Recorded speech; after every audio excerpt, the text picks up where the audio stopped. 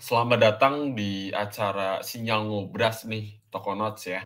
Jadi di sini aku Fikih Fahrur Rosi sebagai trader atau kripto bakal nerangin nih, bakal ngejelasin sebenarnya apa sih tuh Sinyal Ngobras.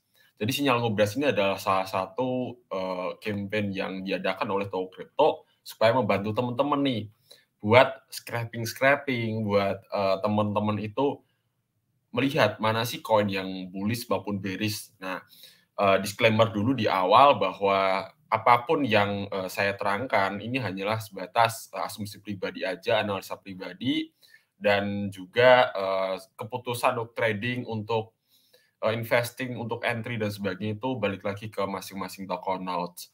Nah, oke ya, kita hari ini bakal, jelasin nih di tanggal 27 Juli ya, pagi hari nih, kita bakal bahas 5 koin kripto yang diprediksi akan bullish sekaligus, titik entry-nya, stop loss dan sebagainya. Mungkin teman-teman juga bisa, apa namanya, bisa menjadi pertimbangan ya, terkait dengan, analisa pribadiku nih. Terus kemudian, aku juga bakal bahas 5 koin kripto yang kemungkinan akan bearish atau, turun, dan juga target berapa kira-kira, harga akan turunnya gitu. Terus kemudian ada lagi, sentimen-sentimen yang seminggu terakhir nih ada apa gitu ya, kita bakal bahas. Oke, yang pertama tuh terkait dengan, sentimen gitu. Nah, teman-teman boleh cek di, toko news ya, news.tokocrypto.com, di mana, toko news ini memberikan berita-berita terbaru dan cukup hot ya di dunia kripto. Yang pertama tuh 6 hari lalu ya di sini ya, itu, Bapepti meresmikan Bursa Kripto Indonesia ya, dan ini jadi pertama di dunia maupun di, Asia Tenggara. Ini cukup, menarik ya buat kita. Terus kemudian, ada analisa harga Bitcoin, Ethereum, XRP jelang rapat FOMC. Nah, kebetulan FOMC sudah, menaikkan suku bunga ya sampai 5,5% ya, berada di angka itu yang sebelumnya 5,25%. Kenaikan ini memicu, volatilitas harga dan kita bakal bahas nanti, gitu. Terus kemudian, ada jumlah investor yang terus bertambah ya, 15 jam yang lalu sudah diposting, teman-teman boleh cek, kemudian 3 hari lalu Monal Arkham dan, eee, kemudian ada sentimen sentimen, prediksi yang mendorong harga Bitcoin sampai ke 2,4 miliar. Nah, ini hanya beberapa judul-judul yang teman-teman boleh, apa namanya, boleh cek langsung di, beritanya nih, gitu. Pokoknya news.tokocrypto.com. Terus kemudian di sini ada beberapa analisa lainnya di sini ya. Pokoknya teman-teman, eee, baca aja nih sentimennya lah ya, dan jangan lupa, apa namanya, sentimen ini bersifat, apa namanya, bersifat, apa namanya, bersifat ke orang lagi ya, kayak semisal, oh ini ngerasa bahwa ini bullish atau bearish gitu. Biasanya orang menilai itu berbeda-beda, gitu.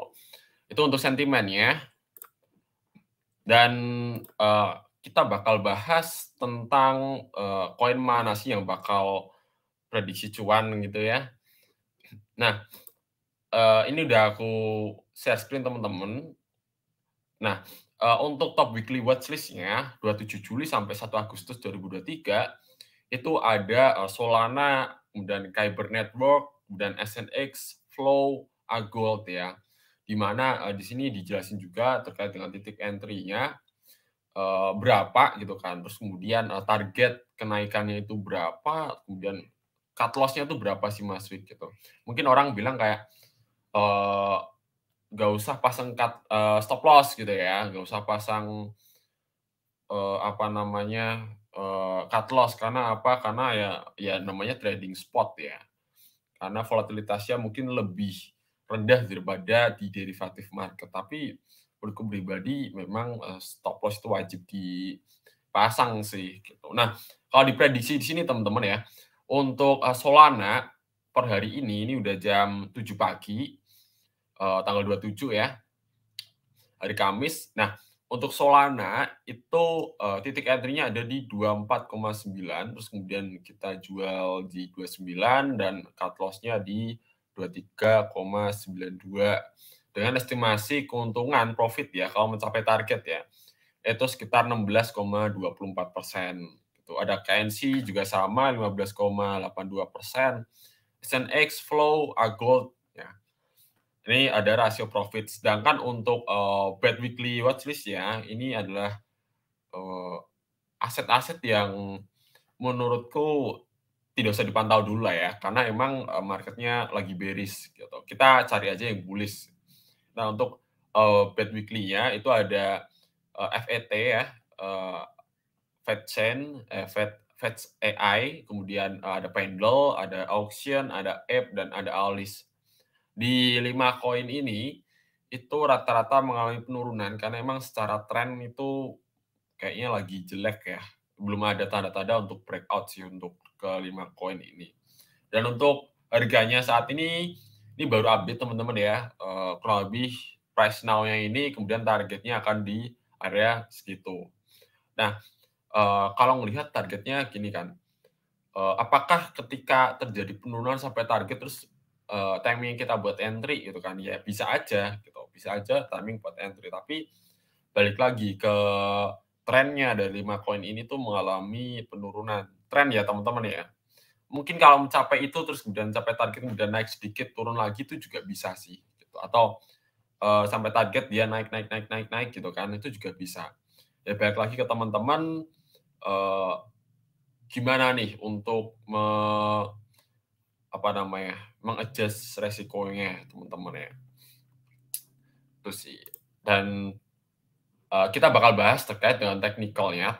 Tenang teman-teman, aku nggak bakal, apa namanya, nggak bakal, ngasih teman-teman tuh percuma kayak, angka-angka doang gitu kan, entry, stop loss, dan sebagainya, tapi nggak ngasih tahu secara insight-nya. Kayak kita bakal bahas yang dari bullish dulu ke bearish ya teman-teman ya.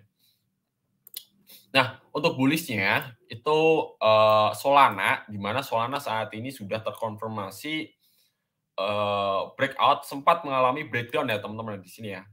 Breakdown kemudian dia mengalami, pullback, dan pullback ini breakout teman-teman.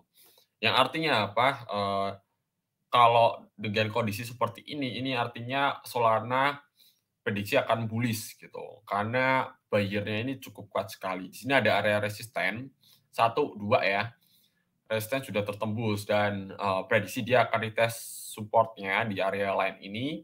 Kalau prediksiku pribadi berada di 24,92, udah aku cantumin juga di tadi. Kemudian taking profit itu berada di area $29 gitu, untuk, taking profit Solana di minggu depan ya. Dengan time frame ini 4 jam ya teman-teman ya. Gitu. Secara RSI juga ini area overbought atau pembelian yang jenuh, jadi prediksi bakal turun sedikit, kemudian dia naik sih gitu. Ini untuk Solana. Terus kemudian untuk KNC ya, KNC. Nah, untuk KNC ini juga sama, secara ini udah breakout ya teman-teman ya. Udah breakout dan dia akan mencoba untuk menembus area resistennya. Ini ada area resisten udah ketembus juga ya teman-teman ya. Dan diprediksi dia akan terus mengalami kenaikan untuk menjebol retest, menjebol resistennya gitu. Nah, keuntungannya teman-teman kalau entry di area 0,69 ini, potensi keuntungan berada di sekitar 15,82%. Udah aku cantumin juga ya tadi, teman-teman boleh screenshot aja yang apa namanya, diagramnya tadi, bagannya tadi. Karena saat ini memang Kyber Network ini sudah cukup bullish. RSI-nya juga ini mengarah ke area pressure selling ya, atau area penjualan yang cukup jenuh, tapi tak rasa secara pattern-nya ini cukup bagus sih gitu. Nah, kita lihat nanti di 0,69 untuk entry. Atau sekiranya Mas Vicky mau entry sekarang boleh nggak sih? Ya bebasnya teman-teman, Kak. Balik lagi, analisa ini adalah analisa pribadiku, bukan mengatasnamakan dari pihak Toko Kripto atau dari pihak manapun gitu. Kyber Network, terus kemudian SNX juga sama. SNX ini secara pattern juga dia udah retest ya, retest, terus kemudian di sini ada gagal ya, gagal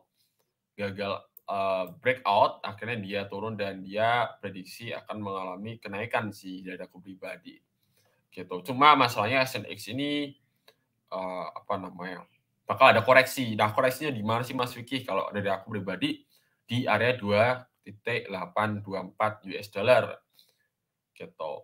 Nah, potensi keuntungan dari SNX ini berada di sekitar 12,45% dengan area cut loss-nya di area ini, di area moving average, dan kemungkinan moving average ini bakal ketemu di area sini teman-teman, gitu. Atau teman-teman barangkali mau entry lagi di area moving average juga bagus sih. Itu untuk SNX. Kemudian untuk flow ya, flow ini juga terindikasi uh, pullback ya, di mana ada retest support di moving average 200 sudah terkonfirmasi mengalami pembalikan dan di sini ada double bottom.